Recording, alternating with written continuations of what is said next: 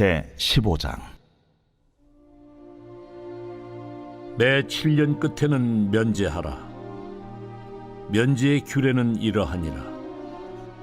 그의 이웃에게 구워진 모든 체주는 그것을 면제하고 그의 이웃에게나 그 형제에게 독촉하지 말지니 이는 여호와를 위하여 면제를 선포하였음이라. 이방인에게는 네가 독촉하려니와 네 형제에게 구워준 것은 네 손에서 면제하라. 네가 만일 네 하나님 여호와의 말씀만 듣고 내가 오늘 네게 내리는 그 명령을 다 지켜 행하면 네 하나님 여호와께서 네게 기업으로 주신 땅에서 네가 반드시 복을 받으리니 너희 중에 가난한 자가 없으리라. 네 하나님 여호와께서 네게 허락하신 대로 네게 복을 주시리니 네가 여러 나라에 구워 줄지라도 너는 꾸지 아니하겠고 네가 여러 나라를 통치할지라도 너는 통치를 당하지 아니하리라. 네 하나님 여호와께서 네게 주신 땅 어느 성읍에서든지 가난한 형제가 너와 함께 거주하거든 그 가난한 형제에게 네 마음을 완악하게 하지 말며 네 손을 움켜쥐지 말고 반드시 네 손을 그에게 펴서 그에게 필요한 대로 쓸 것을 넉넉히 구워주라. 삼가 너는 마음에 악한 생각을 품지 말라. 곧 이르기를 일곱째 해 면제년이 가까이 왔다 하고 내 궁핍한 형제를 악한 눈으로 바라보며 아무것도 주지 아니하면 그가 너를 여호와께 호소하리니 그것이 네게 죄가 되리라. 너는 반드시 그에게 줄 것이요 줄 때에는 아끼는 마음을 품지 말 것이니라. 이로 말미암아 내 하나님 여호와께서 네가 하는 모든 일과 네 손이 닿는 모든 일에 네게 복을 주시리라. 땅에는 언제든지 가난한 자가 그치지 아니하겠으므로 내가 네게 명령하여 이르노니 너는 반드시 네 땅 안에 네 형제 중 곤란한 자와 궁핍한 자에게 네 손을 펼지니라. 네 동족 히브리 남자나 히브리 여자가 네게 팔렸다 하자. 만일 6해 동안 너를 섬겼거든 7째 해에 너는 그를 놓아 자유롭게 할 것이요 그를 놓아 자유하게 할 때에는 빈손으로 가게 하지 말고 내 양무리 중에서와 타작 마당에서와 포도주 틀에서 그에게 후히 줄지니 곧 내 하나님 여호와께서 네게 복을 주신 대로 그에게 줄지니라. 너는 애굽 땅에서 종되었던 것과 네 하나님 여호와께서 너를 속량하셨음을 기억하라. 그것으로 말미암아 내가 오늘 이같이 네게 명령하노라. 종이 만일 너와 네 집을 사랑함으로 너와 동거하기를 좋게 여겨 네게 향하여 내가 주인을 떠나지 아니하겠노라 하거든 송곳을 가져다가 그의 귀를 문에 대고 뚫으라. 그리하면 그가 영구히 네 종이 되리라. 네 여종에게도 그같이 할지니라. 그가 6해 동안에 품꾼의 사기에 배나 받을 만큼 너를 섬겼은즉 너는 그를 놓아 자유하게 하기를 어렵게 여기지 말라. 그리하면 네 하나님 여호와께서 네 범사에 네게 복을 주시리라. 네 소와 양의 처음 난 수컷은 구별하여 네 하나님 여호와께 드릴 것이니 네 소의 첫 새끼는 부리지 말고 네 양의 첫 새끼의 털은 깎지 말고 너와 네 가족은 매년 여호와께서 택하신 곳 내 하나님 여호와 앞에서 먹을지니라. 그러나 그 짐승이 흠이 있어서 절거나 눈이 멀었거나 무슨 흠이 있으면 내 하나님 여호와께 잡아드리지 못할지니 네 성중에서 먹되 부정한 자나 정한 자가 다 같이 먹기를 노루와 사슴을 먹음같이 할 것이요 오직 피는 먹지 말고 물같이 땅에 쏟을지니라. 오늘의 말씀 신명기 15장의 말씀입니다. 계속해서 신명기 말씀을 보고 있는데요. 특별히 신명기 12장에서 26장까지의 말씀의 내용은 우리가 잘 알고 있는 십계명에 관한 말씀이고 이 부분에서는 십계명에 관한 상세 조항들을 살펴볼 수 있습니다. 예를 들어 1계명 다른 신을 내게 두지 말라라는 말씀에는 특별히 이방 민족을 따라 그들의 신을 섬기지 말고 다른 신을 섬기자고 선동하는 자는 죽이라 라고 말씀하셨고 이 계명에서는 우상 숭배하지 말라라는 말씀에서는 아무 곳에서나 번제를 드리지 말고 오직 하나님이 택하신 한 곳에서 제사를 드려라라며 바른 예배가 무엇인지 상세하게 언급하고 있습니다. 오늘 말씀은 제4계명인 안식일을 거룩하게 지켜라입니다. 이 안식일을 거룩하게 지키라는 말씀으로 안식년 면제에 관한 말씀을 언급하고 있는데요. 1절과 2절 말씀을 보면 매 7년마다 돌아오는 안식년에는 이웃에게 구워준 모든 채주는 그것을 면제하고 독촉하지 말라라고 말하고 있습니다. 매 7년 끝에는 면제하라. 면제의 규례는 이러하니라. 그의 이웃에게 구워진 모든 채주는 그것을 면제하고 그의 이웃에게나 그 형제에게 독촉하지 말지니 이는 여호와를 위하여 면제를 선포하였음이니라. 또 12절부터는 종에 관한 말씀도 언급되고 있습니다. 12절의 말씀입니다.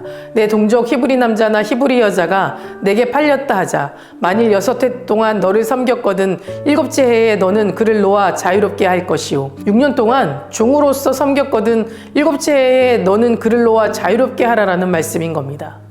이것은 안식일이 주는 영적 의미와 자유를 모든 사람이 누릴 수 있도록 특별히 약자들과 이것을 누릴 수 있도록 하기 위해 하나님께서 만드신 장치였습니다. 또한 하나님께서 우리에게 요청하시는 아주 중요한 사명이라는 것입니다. 이스라엘 백성들이 거룩한 백성이 되었다는 것은 더 큰 의미에서 내가 속한 나라와 민족과 열방 가운데서 하나님의 말씀을 대변하고 그들을 회복시켜야 하는 선교적인 사명을 위임받았다는 것을 의미하는 겁니다. 이것이 무슨 말입니까? 우리가 어떻게 나라와 민족과 열방을 품을 수 있을까요? 하나님께서는 이 일에 대해 어렵지 않게 설명하셨습니다. 지극히 작은 일, 고아와 가부를 돌보는 일에서 시작하셨고 땅의 안식 그리고 희년으로 이어지는 나눔과 섬김의 규례를 가르쳐 주심으로써 그들에게 이렇게 말씀하고 계시는 겁니다. 너희들을 성별된 특권에만 머물지 말고 그 특권을 함께 누리고 그들을 섬기라 라고 말씀하고 계시는 겁니다. 특별히 50년 되는 해 7월 10일 속죄의 날을 계기로 전국의 나팔을 불어 자유를 공포하고 소유권을 환원하고 모든 거래의 공정성을 선언하는 희년을 통해서 거룩한 백성으로서의 이스라엘은 가난한 자를 돌보고 이 땅에 공의와 평화를 심어주며 나아가 모든 땅의 소유는 하나님께 있음을 선포하는 제사장 나라가 되었습니다. 이것이 오늘날 우리 그리스도인들에게 가장 필요한 사명이고 성도라면 이 섬김의 단계까지 나아가야 한다는 것을 하나님께서는 말씀하고 계시는 것입니다. 우리는 이런 하나님의 사명을 잘 감당하고 이웃을 잘 섬기기 위해서는 무엇보다 이 계명이 말하고 있는 안식일을 거룩하게 지켜야 합니다. 하나님은 일주일 가운데 하루, 즉 안식일을 당신의 날로 정하시고 우리에게 그날을 지키라고 명령하셨습니다. 그렇기 때문에 우리는 무엇보다 하나님께서 정하신 날 거룩한 성전에 나와 하나님의 거룩함에 참여하며 살아가는 존재가 되어야만 합니다. 아무리 예수님을 잘 믿어도 우리는 지금 세상 가운데 있기 때문에 세상의 방법, 세상의 기준에 흔들릴 수밖에 없고 자신도 모르게 따라 살게 됩니다. 그렇게 세상 가운데 살아가다가 보면 하나님의 형상을 잃어버리게 되는 것입니다. 그렇기 때문에 우리는 반드시 일주일에 한 번 정해진 거룩한 날에 하나님을 다시 찾고 예배하며 그 형상을 회복해야 하는 것입니다. 뿐만 아니라 안식일을 지킬 때 하나님의 약속의 축복을 누릴 수 있게 됩니다. 창세기 9장 말씀에 보면 노아가 방주 밖으로 나오자마자 가장 먼저 했던 것이 무엇이었습니까? 바로 하나님을 예배했다라는 것입니다. 그 어떤 것보다 안식일을 지켜 하나님을 예배하는 것, 이것이 우리 인생 가운데 가장 중요한 것이 되어야만 합니다. 하나님께서는 이런 노아의 모습을 보시고 다시 한번 노아와 언약을 맺으셨습니다. 땅이 있을 동안에는 심음과 거둠이 쉬지 아니하리라. 이 말은 우리가 무엇을 심은가에 따라서 하나님께서 거두게 하신다는 약속의 말씀인 겁니다. 즉 우리가 드리는 이 예배를 통해서 영적인 기도의 씨앗, 헌신의 씨앗을 뿌리면 하나님께서 더 좋은 것으로 거두게 하신다는 영적인 축복의 말씀인 것입니다. 오늘날에도 하나님은 우리가 드리는 이 예배를 통해 말씀하시고 약속이라는 선물을 주십니다. 우리는 이 속에서 아직도 보이진 않지만 반드시 도래할 하나님의 약속을 바라보는 것입니다. 우리는 이 거룩한 예배 가운데 내가 하나님의 자녀임을, 거룩한 백성임을 재확인하는 것입니다. 우리는 이 예배를 통해 하나님과의 만남이 이루어지고 그 만남은 하나님의 약속으로 이어진다는 것을 확신하며 살아가야 합니다. 사랑하는 성도 여러분, 우리가 드리는 모든 예배를 통해 내가 누구인지를 깨달으시기 바랍니다.